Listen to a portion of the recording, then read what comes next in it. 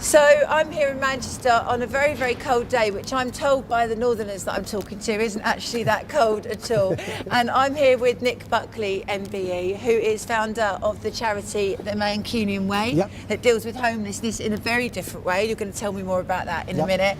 And also, you've stood for mayor as a Reform candidate, and you may be standing again, so we can possibly. He's thinking about it.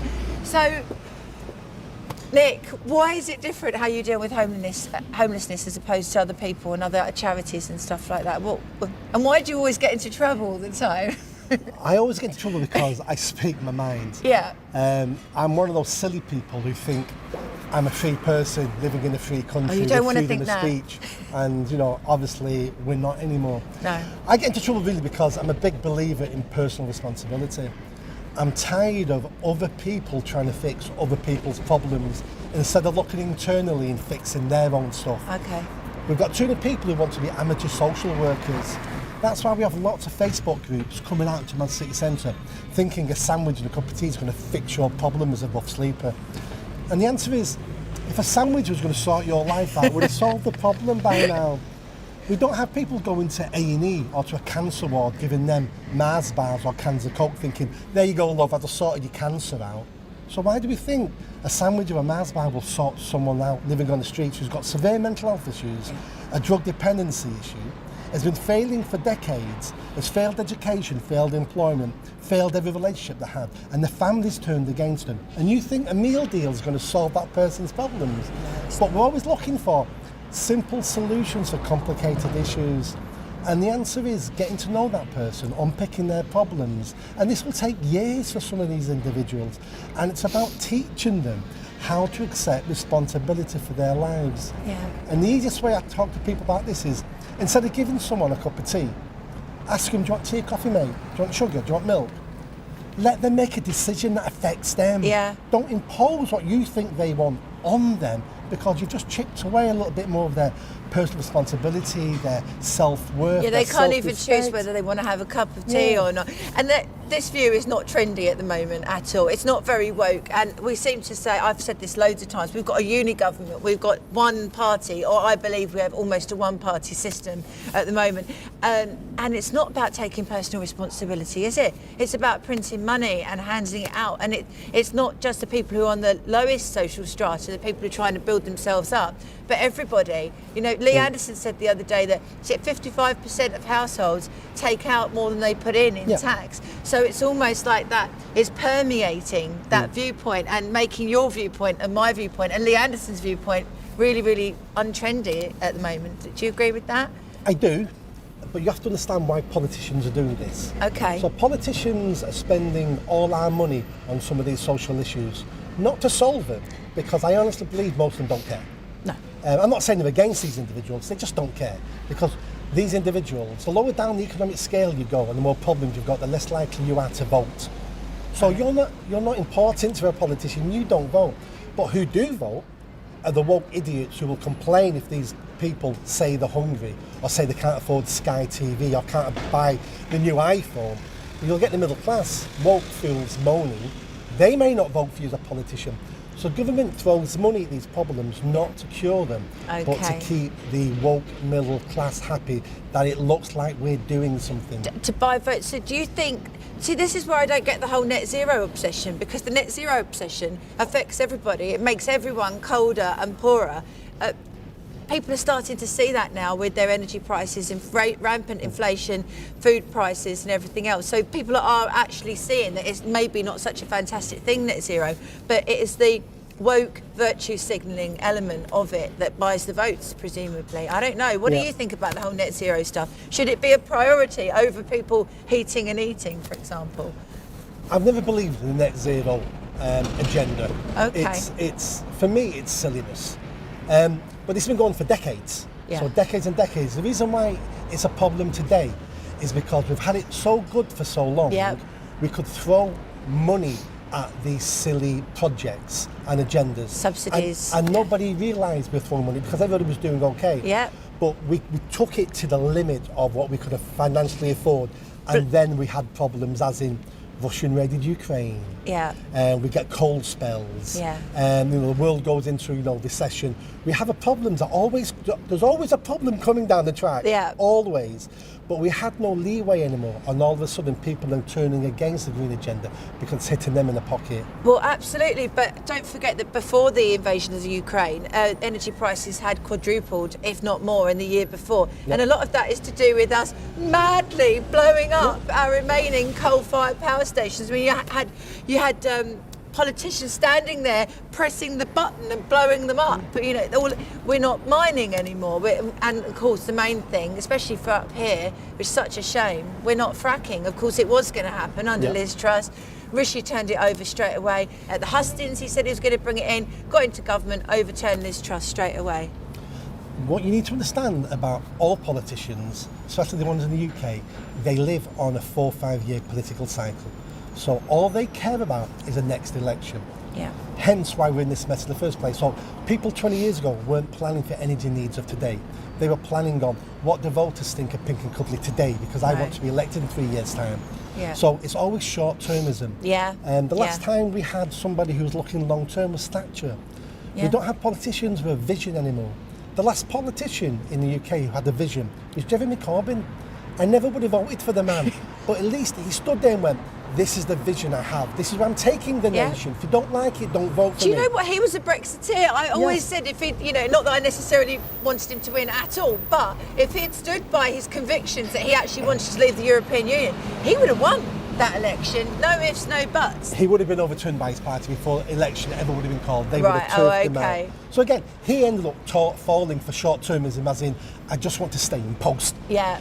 I want a politician who says, this is what I'm going to do. If you don't like it, don't vote for me. And when I get in, I'm doing these things. Yeah. And if you don't like what I do once I'm in, vote me out, because I'm not changing what I'm going to do or what I think. Vote me out. Absolutely. But Nick Clegg, he famously said 10 years ago, there's no point doing nuclear because it won't be ready until 2020 or 2021. Well, Here hello. we are, yes. Here we And are. now we need and we it. could have been on stream. It's absolute madness. But you want the Tories to lose, don't you? You want them to lose badly. Why is that?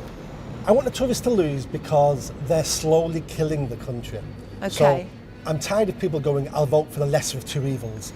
Well, you're still getting evil, so don't vote for the lesser of two evils. When I use the word evil, I don't necessarily mean I know you don't. Evil. I get it, I understand. I want the Tories to lose. I want the Tories to lose bad. So Labour get in. First time ever I've ever said I want Labour to get in. And that's not because I support Labour. That's because Labour will destroy the country quicker. So let's get to rock bottom quicker instead of what the Tories are doing, which are taking decades. Once we hit rock bottom, I'm hoping a new leader will come forward, someone we've not heard of at the moment, a Thatcher 2.0, and we'll go. Does it have to be a girl? I've fallen for this now with Theresa May and Liz Truss, thinking, oh, come on, I hope you win because you're going to do the... And it's like, oh, you're just a pound shop version. So it doesn't have to be a woman. I just want someone who turns up, who's not popular, who just says, this is what we're doing because this is what we need. I need someone who puts the country first and not their political career first. It's a bit like a parent who says to their child, if you can eat as many sweets and cakes as you want because I love you and I'm going to model cuddle you. You're absolutely And then when they're 16 years old and they've got diabetes and they're 18 and they can't get in normal clothes. And it's like, oh, you've done that to your child. You did it out of love and be kind and compassionate. But really what you were doing was you're making your life easier as a parent. And we have governments and politicians who are just trying to make their life easier as a politician and taking the easy solutions that they hope get them elected in 2, 3, 4 years' time, instead of thinking 10, 20, 30, 50 years ahead for the sake of the country. Where are the patriots? Where are the leaders who are going to improve the country for the long term, not the short term? I think the problem with net zero policy, from my perspective, and what I talk about a lot in the media, is all of the parties have the same policies. And you were saying about voting people out and stuff like that. What if you can't? What if they all seem to be signed up to this mad agenda that just seems totally determined to impoverish people? And actually, it's a real attack on working class people, because working class people are not going to be driving in a few years' time. There's no ifs or buts about that. Kia, who is the 6th biggest manufacturer of electric vehicles in this country, yesterday was in the Times saying basically, you know, people on a low income, even a medium income, are not going to be able to drive these vehicles. We cannot produce a proper car for under 40 grand. Working class people, the government don't care about them, do they? They don't care about them. They don't at the moment because the government are always several years behind the curve and they think this is popular. They see Greta Thunberg on TV and go, oh, all the young people agree with this. Yeah. They see someone else in the news and go, oh, most people agree with this, but we know they don't. So until politicians are unelected because of it, and I think we're going to get to a stage in the next couple of years, if things don't change, we're going to have demonstrations on the streets. No, definitely. I'm old enough to remember the early 80s when we had the police fighting the miners. So people are too young for this. I don't mean protests by the miners, I mean battles. It looked like medieval battles. I've seen the footage, smashing miners throwing bricks at police, dropping concrete posts off motorway bridges to kill people. Really? This was the early 80s. Oh my God, I didn't know that. Yeah, this was like medieval battles. We risk going back to that if we don't get a grip of the financial crisis, the living crisis we've got at the moment. That will change politicians' minds. I'm not advocating for this. I hope we can get and solve this problem before that. But politicians are always behind the curve. Well, our most recent polling, the Car 26 polling, showed that 62%, this was a couple of months ago, of people that expressed an opinion want a referendum on net zero policy. 62%. I mean, that's not an insignificant amount. So it just going into what you were saying about people being really disenchanted. And if you can't vote people out, what then? We need a campaign of saying to people, we need to vote for none of the above. And people need to write on their ballot papers, put an extra square on it and vote none of the above and tick that square. Yeah. If we had 15, 20% of the populace doing that, politicians would see that and go, oh, if I had that 20% of spoilt ballots, I'd win. Yeah. You change politicians by making them understand if they follow your point of view, that's how they get elected or keep their seat. Yeah.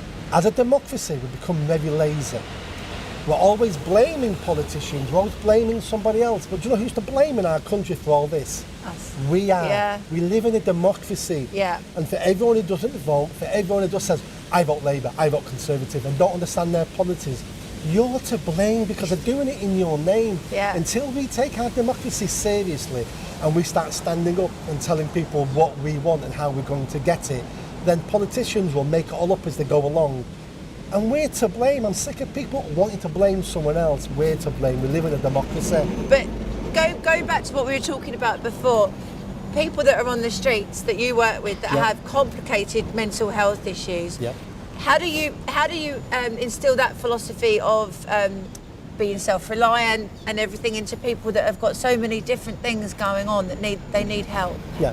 It's really, really difficult work. Yeah, I bet, yeah. We have more, well, I said we're not running this project anymore, but when we're running this project, we had more failures and successes because it's really, we're not miracle workers. No. But how you change these individuals who are our fellow citizens, by the way. I'm tired of people going, let's just write them off. I don't want to write anybody off. No, you don't write any human being off. No. Exactly.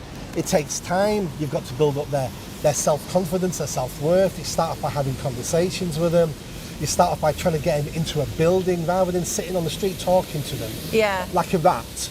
Well, let's get them sat down at a table and chairs and a kind of a serious conversation. Civilised. That's step one. Yeah, okay. Step two is let's give them something to choose. Do you want a tea or do you want a coffee? Yeah. Don't just give them something you think they want. Ask them what they would like. Yeah. Again, they realise then, oh, I had a choice there and I made a choice.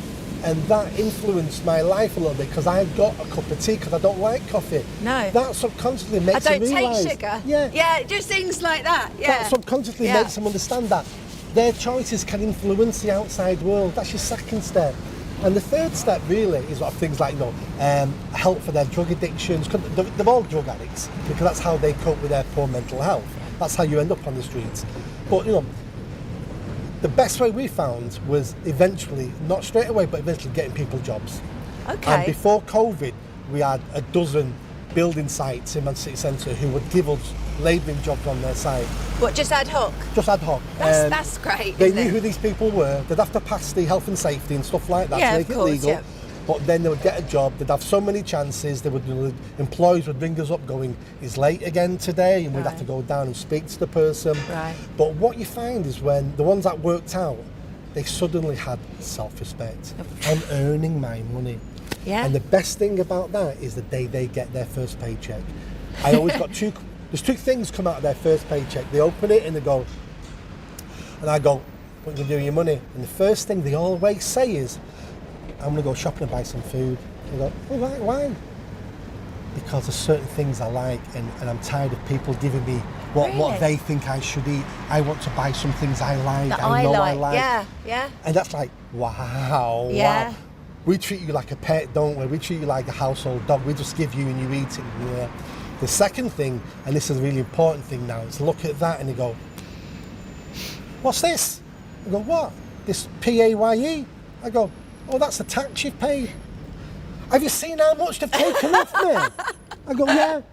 And what they're going to do with that? I go, Then they're interested in politics. I said, what they're going to do with that is all your friends who are still on the streets and taking benefit of it. You're now paying for them, just like I've been paying for you. And they go, well, I'm not happy with that. That's how you start changing people. Suddenly they're in society, and then they care about who they vote for. Yes. Yeah, that's very interesting. Brilliant. Thank you.